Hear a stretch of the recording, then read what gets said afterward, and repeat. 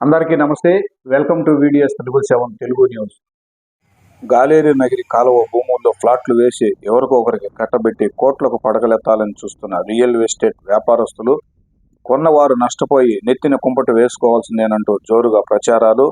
గాలేరు నగిరి కాలువ రాక తప్పదంటున్న కూటమి నాయకులు.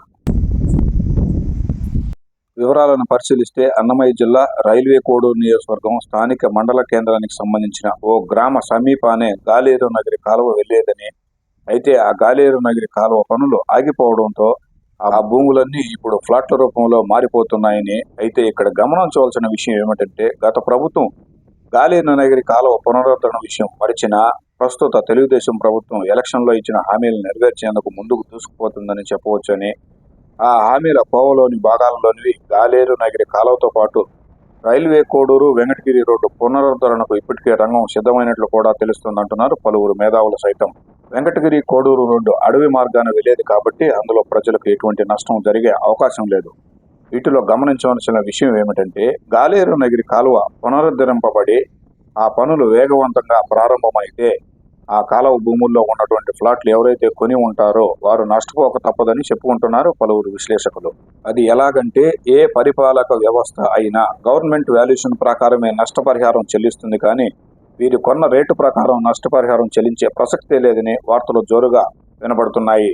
ఇవన్నీ తెలుసుకున్న ప్రజలు ఆ భూముల్లో ఎవరైనా ఫ్లాట్లు కొంటారా, కొని ఎందుకు నష్టపోవాలని కొంతమంది అనుకుంటుంటే, మరి కొంతమంది రకరకాల అనుమానాలు కూడా వ్యక్తం చేస్తున్నట్లు తెలుస్తోంది. రియల్ ఎస్టేట్ వ్యాపారస్తులు మాత్రం ఏదో ఒక విధంగా ఆ ఫ్లాట్లను ఎవరో ఒకరి నెత్తిన పెట్టి కోట్లు సంపాదిద్దామని ఆశతో ఉన్నారని కూడా తెలుస్తోంది. అయితే ఈ ఆశలు నెరవేరుతాయో లేక అడియాశలు అవుతాయో కూడా అర్థం కావడం లేదని కొంతమంది మేధావులు అభివర్ణిస్తున్నట్లు సమాచారం. అయితే గాలేరు నగిరి కాలువ భూముల్లో వేసే ఫ్లాట్ల విషయంలో ఏదో ఒక విధంగా అమ్ముకుని కోట్లకు పడగలెత్తాలనుకుంటున్న రియల్ ఎస్టేట్ వ్యాపారస్తులు నెగ్గుతారో, వాటిని కొని నెత్తిన మసిగుడ్డ వేసుకోకుండా కలగని మేలుకొని వెనుకంజి వేస్తారో వేచి చూడాల్సి ఉందనుకుంటున్నారు విశ్లేషకులు.